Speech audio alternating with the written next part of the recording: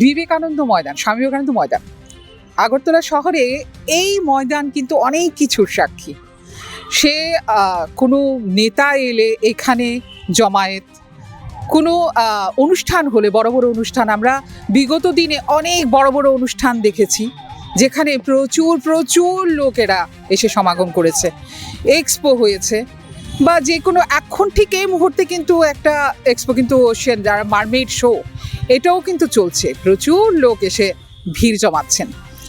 এই স্বামী বিবেকানন্দ ময়দান সাক্ষী অনেক কিছুর, অনেক গল্পের, অনেক বিষয়ের, বা অনেক মেলা, বা অনেক কিছু অনুষ্ঠানের। আমরা ঠিক এই মুহূর্তে দাঁড়িয়ে আছি কিন্তু স্বামী বিবেকানন্দ ময়দানে। আমি মীনাক্ষী আপনাদের স্বাগত জানাচ্ছি নিউজ নাওয়ের পর্দায়। আজকে এই মুহূর্তে কেন এখানে এসছি আপনাদের আমি দেখাবো, আমার সহযোদ্ধাকে বলবো একটু মাঠটা একটু ঘুরিয়ে দেখাতে। একটু নিচটা যদি দেখেন আপনারা, প্রচুর পরিমাণে নোংরা আবর্জনা পড়ে আছে। গত 11 ফেব্রুয়ারি এই ময়দানেই অনুষ্ঠান হয়েছিল।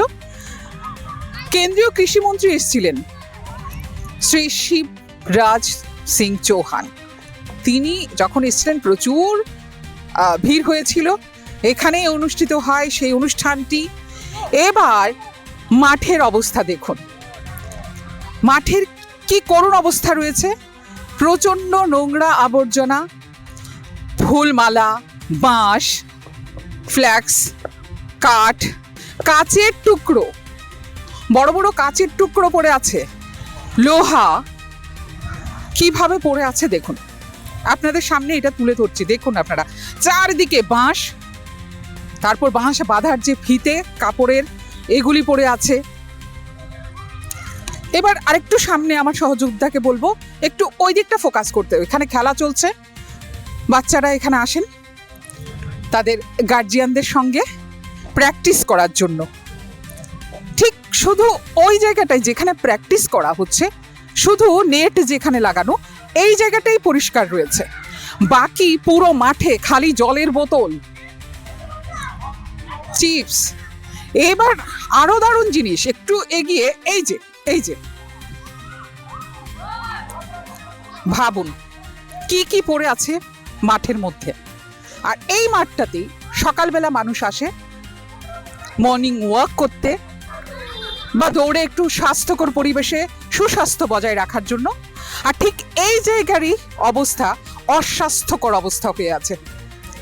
ঠিক দেখুন, মাঠের মধ্যে কিন্তু অনেক বাচ্চারা আছে, গার্জিয়ানরা আছে, মাঝখানে বেশ ছেলেরা খেলছে, এখানে তার পড়ে আছে, তারের বান্ডেল পড়ে আছে, ফ্ল্যাক্স খোলা ওখানে পড়ে আছে, জলের বোতল ভর্তি, ওই দিকটায় পলি ব্যাগ, পুরো মাঠের করুণ অবস্থা। এবার প্রশ্ন হলো, কে পরিষ্কার করবে এই মাঠটা? কে পরিষ্কার এই মাঠটাকে করবে?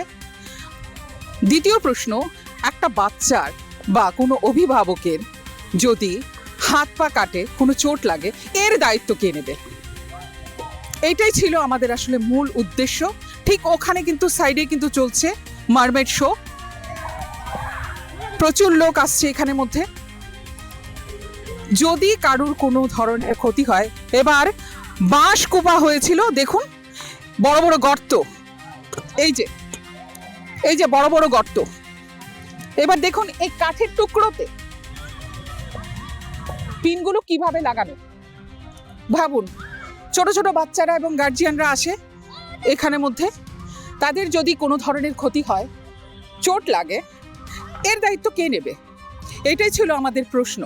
এই জন্যই মাঠটিকে তুলে ধরা আপনাদের সবার সামনে, যেখানে বাচ্চারা খেলাধুলা করে। এখানে বেশ ব্যাডমিন্টনের নেট লাগানো আছে, ক্রিকেটের নেট লাগানো আছে, ফুটবল হ্যান্ডবলের নেট লাগানো আছে, এখানে বাচ্চারা খেলাধুলা করে, গার্জিয়ানরা আসে। এই ছিল প্রশ্ন, দুটো প্রশ্ন, কে করবে এই মাঠ পরিষ্কার? 11 তারিখ যে সমাবেশ হয়ে গেছে, আজকে 21 ফেব্রুয়ারি, 11 ফেব্রুয়ারিতে হয়েছিল সমাবেশ, এখানে কেন্দ্রীয় কৃষিমন্ত্রী এসেছিলেন। এরপর আজ 21 ফেব্রুয়ারি, এই যে বলছিলাম কাচের টুকরো, এই যে বড় বড় কাচের টুকরো পড়ে আছে মাঠের মধ্যে। এবার ভাবুন কি অবস্থা, কোত্থেকে এলো এই কাচের টুকরো, বড় বড় কাচের টুকরো। আচ্ছা, প্যান্ডেল বানানো হয়েছিল, বাঁশ থাকতে পারে, ফুল মালা থাকতে পারে, কাপড় থাকতে পারে, দড়ি থাকতে পারে, ফ্লেক্স থাকতে পারে, কাচের বোতল, কাচের টুকরো, প্লাস ওই দিকটায় আপনারা দেখেছেন যে বিয়ারের বটল ফেলে রাখা এখানে। এবার দুটো প্রশ্ন, কে মাঠ পরিষ্কার করবে, কেউ চোট লাগলে এই দায়ভার কে নেবে, এই ছিল আমার দুটো প্রশ্ন নিউজ নাওর তরফ থেকে। ক্যামেরায় আমার সহযোদ্ধা রাহুলের সাথে আমি মীনাক্ষী, নিউজ নাও।